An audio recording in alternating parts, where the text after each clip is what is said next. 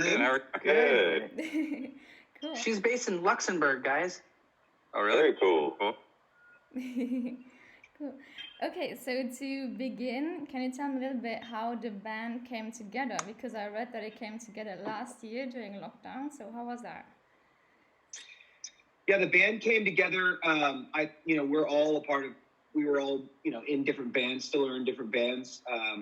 Have been in the music industry for a long time. And I think, for me personally, when the States went into lockdown, when the whole world went into lockdown, I think everyone was kind of just in a weird funk. I mean, the whole situation has obviously been terrible and horrible for lots of people. And, for me, during that kind of a difficult situation, I mean, how I cope with stuff is I wanted to be creative. I wanted to, create something new, especially when everything's falling apart. I mean, in my head, I'm like, okay, how do I make the best out of this horrible situation? And so I hit up Matt, I hit up Anthony, Andrew came in later. And so, yeah, we started the band, we started something beautiful and new when everything was falling apart around us. So that's kind of how it began. We were, Lou was, it was us four first before Andrew came on board. So it was cool because it started with a video. Mason had this song.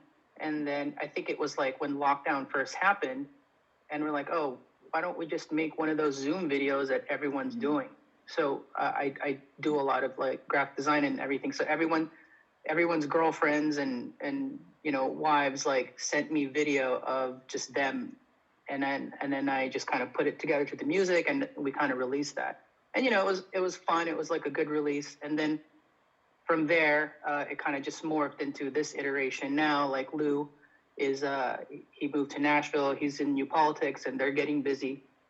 And so we're all on the West Coast in California. And so Andrew was doing our videos. And, we just kind of fell in love with him. We clicked. He's a Capricorn. And so, like, the last few months, we're like, you play guitar, right? And keys. Like, yeah. Like, do you want to, play with us? So that's kind of this iteration of the group. Mm-hmm. Okay.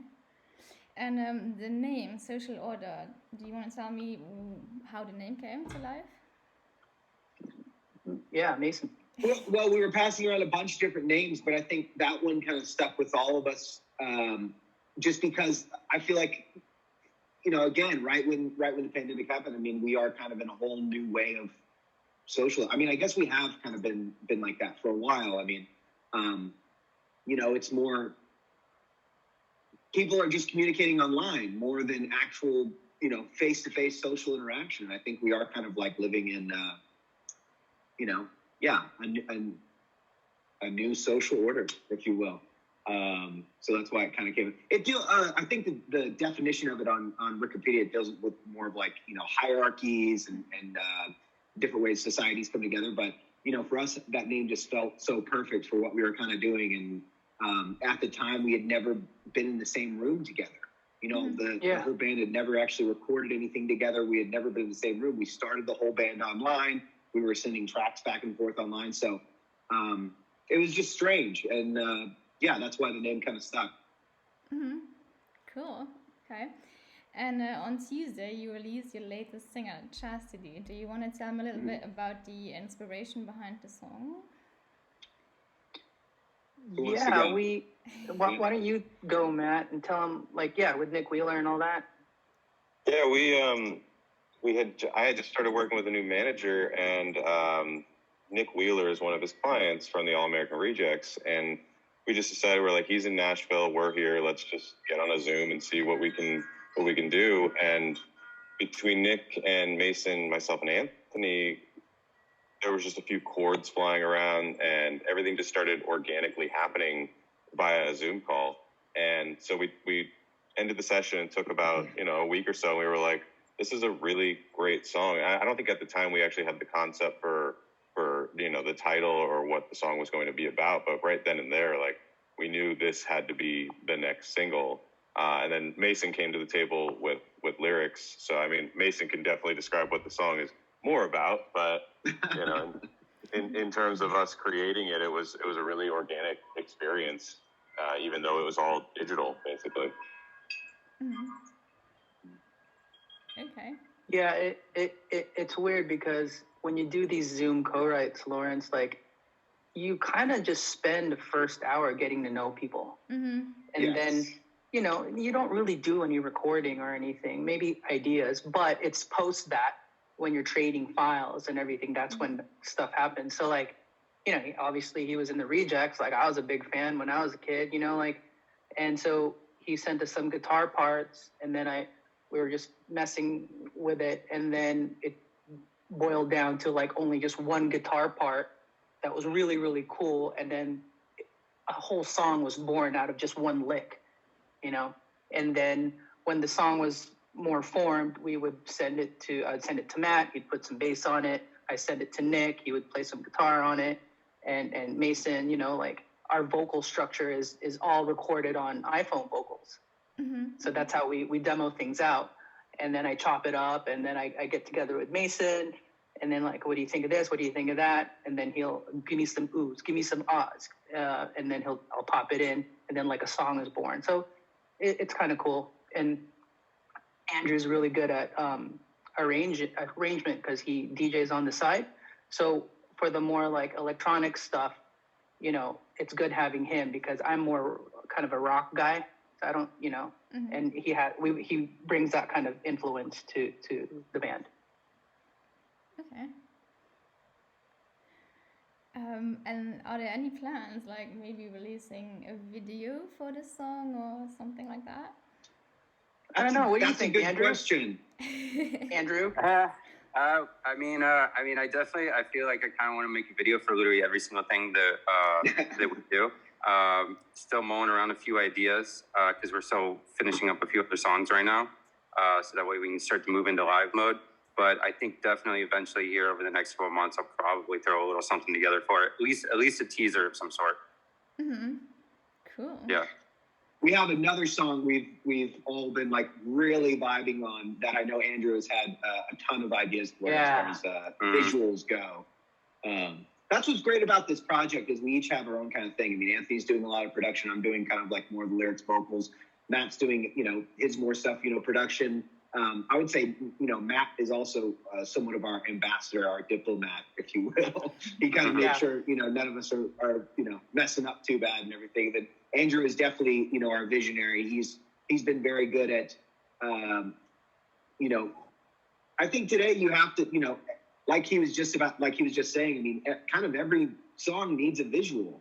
You know, I think we're kind of in that world right now where every song kind of needs a visual nowadays. And so Andrew really is clutch for a lot of that stuff as well. Yeah, we're kind of like a mini company because we all do different things. Like Matt, he's going to be gone all of next year because he tour manages like, you know, these YouTube stars, right, Matt? Yeah, I'll be. Hey, look, if we're going to tour, I'll figure it out. I'll make it all work. But as of right now, yeah, I tour manage for YouTubers and comedians as well. So I'm kind of like a business dad to this band as well. Exactly. Like, I try to wrangle everyone in, manage expectations, all at the same time. Like I'll be gone in a bus for a year while doing this project at the same time. Yeah, you don't like if I first saw Matt out on the road, I wouldn't mess with him. No. Yes, sir. Yes, sir. Yeah. But I'm a total teddy bear though. Like I'm super nice and calm. But don't mess with me. You know, same thing. Exactly.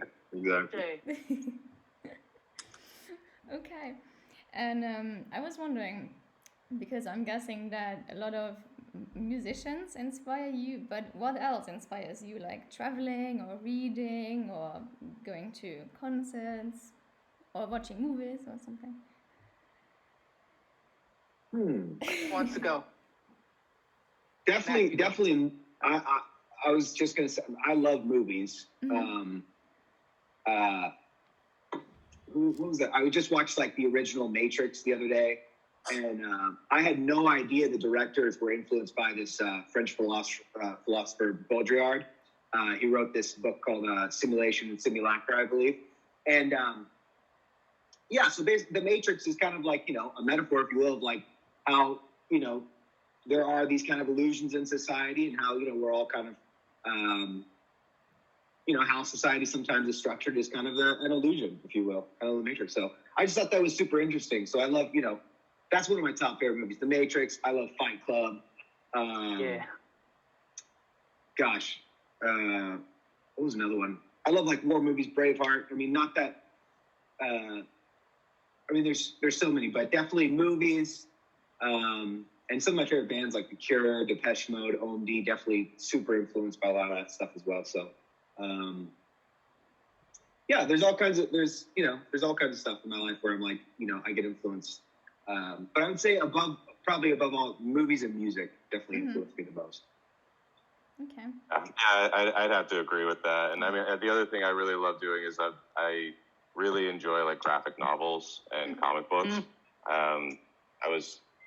It started with like The Walking Dead. I mean, a lot of people started there, and then my catalog just grew. And then the other thing that influences me, it is music, but I have like a metal side project that I do. Because I mean, if you take a look at me, you probably think like this guy's in a metal band.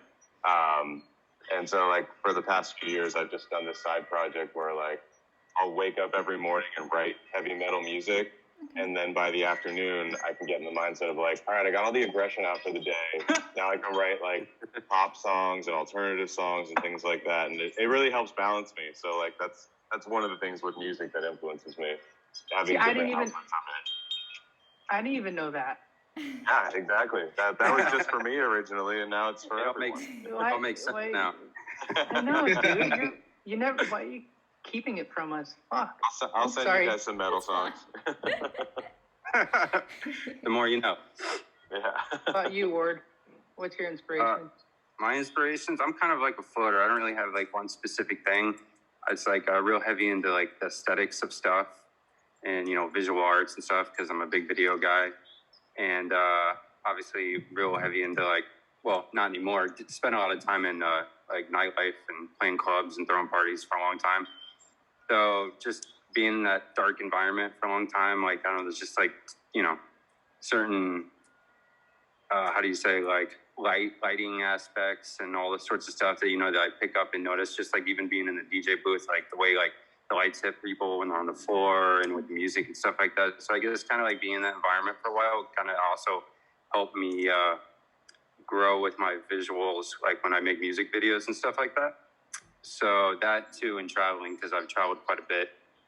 So I think, yeah, probably all that is a sum of everything, I guess. Yeah.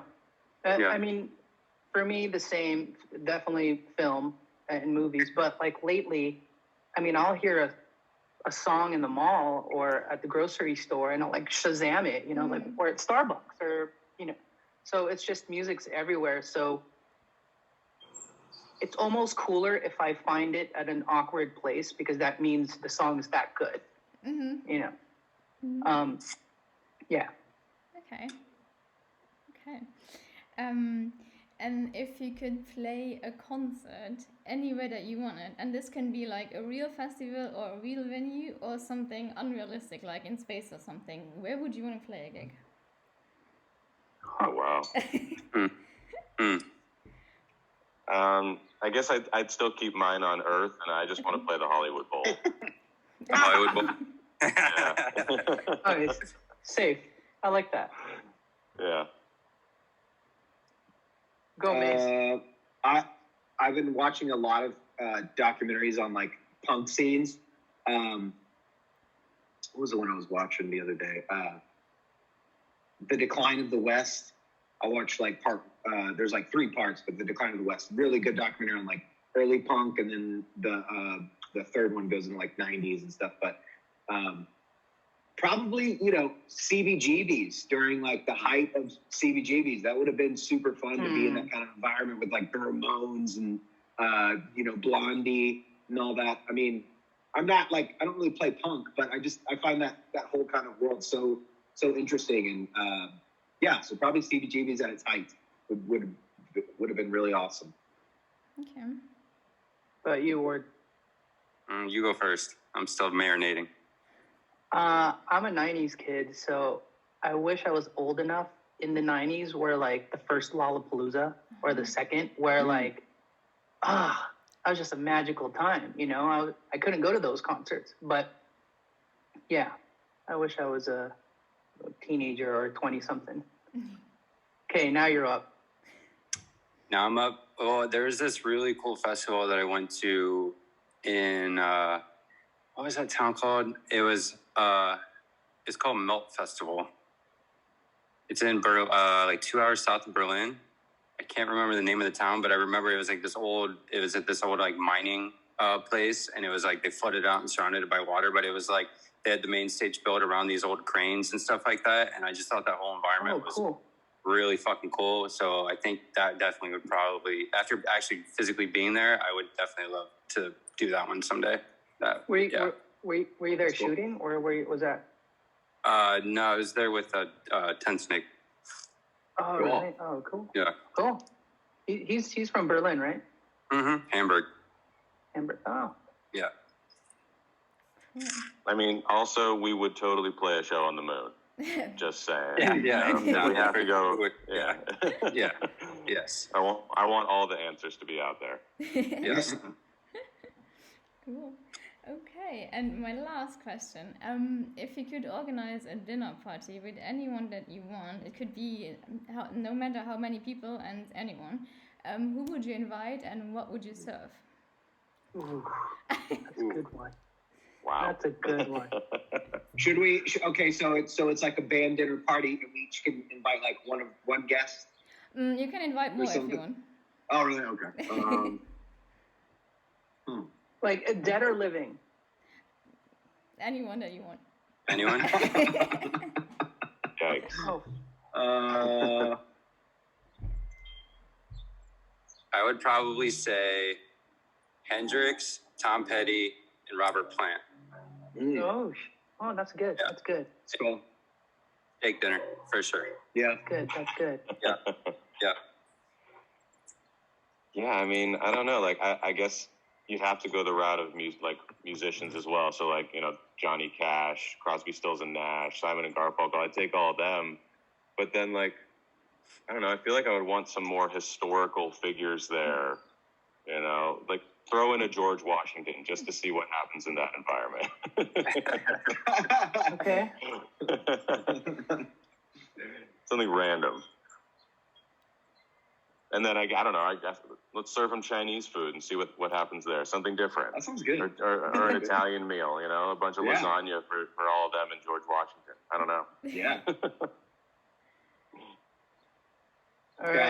I got. You want to go ahead, Ian? No, I don't have anything. Okay, I'll do mine. Okay, so definitely Robert Smith. He's like one of my favorite artists of all time. Love Robert Smith. Walt Disney. I think that would be pretty interesting. Walt Disney. And maybe Nietzsche. Maybe those three. Walt Disney, Robert Smith, and Nietzsche. Yeah. Okay. All right. Oh man, this is hard. Okay, whatever. God. Good night. Yeah. Okay. I mean, That's there's a a lovely lot answer. of gods, right? There's Buddhism. There's John Smith or Joseph Smith. But There's Thor. yeah. You could have Thor show up. This is kind of dark, but I'm obsessed with death. You know, just what happens. Like, you know, do we? My uncle. Sorry. I'll make it quick. My uncle designed the rear entry shield for the Apollo missions, right? So he's a brilliant scientist. And he once told me that humans and just humanity, we know of 4 dimensions. There's a total of like 11, you know? So for me, I always think about, okay, people believe in hell, people believe in, heaven and all that stuff. Is that even true? So I have this thing in my head where I think they're just dimensions, like the afterlife and all that stuff.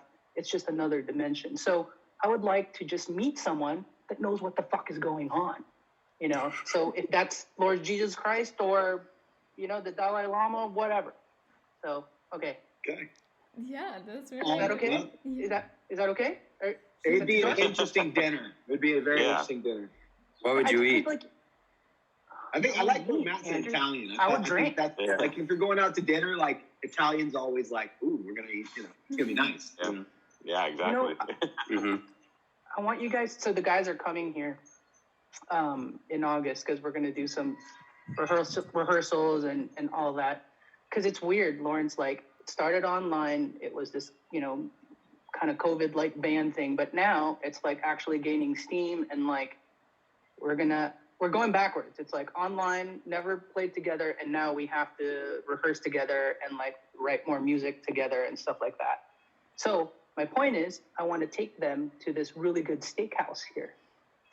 It's called The Broiler, and it's better than Ruth Chris and all the expensive stuff, and it's like half the price. It's a locals steakhouse.